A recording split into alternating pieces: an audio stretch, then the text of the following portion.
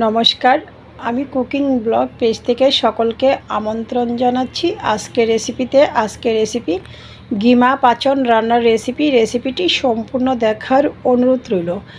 চলুন দেরি না করে রেসিপিটি শুরু করা যাক। প্রথমেই চুলায় একটি কড়াই বসিয়ে দিয়েছি, দিয়ে দিয়েছি জল, দিয়ে দিয়েছি পেলন বিচি ভেজে খোসা ছাড়িয়ে নিয়েছি, আধা ঘন্টার মতো ভিজিয়ে রেখেছিলাম।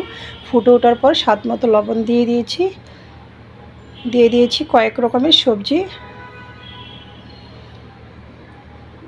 কাঁচা কলা হলুদ জলে ধুয়ে ঢাকনা দিয়ে দিয়েছি। নাড়াচাড়া করে ফিরে আসছি খানিকক্ষণ পর।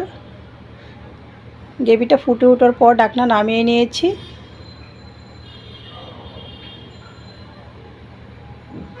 দিয়ে দিয়েছি স্বাদ মতো কাঁচা লঙ্কা,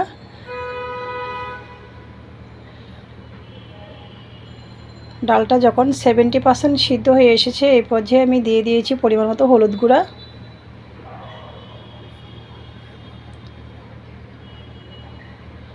স্বাদ মতো লঙ্কার গুঁড়া,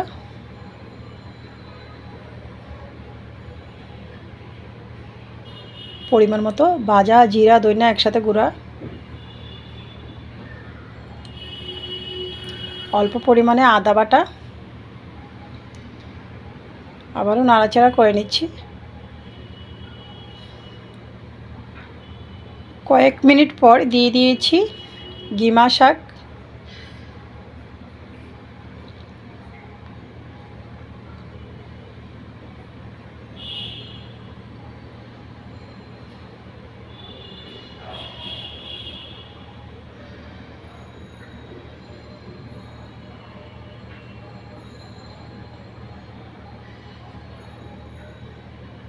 ফিরে আসছি 4 থেকে 5 মিনিট পর। নামিয়ে নিয়েছি সবজিগুলো চুলার থেকে।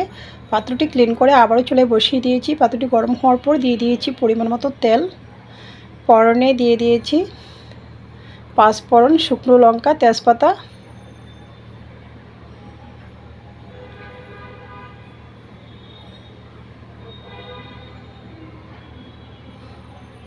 তারপর যে আমি সবজিগুলো দিয়ে দিয়েছি ছাদ বাগানের ধনিয়া পাতা।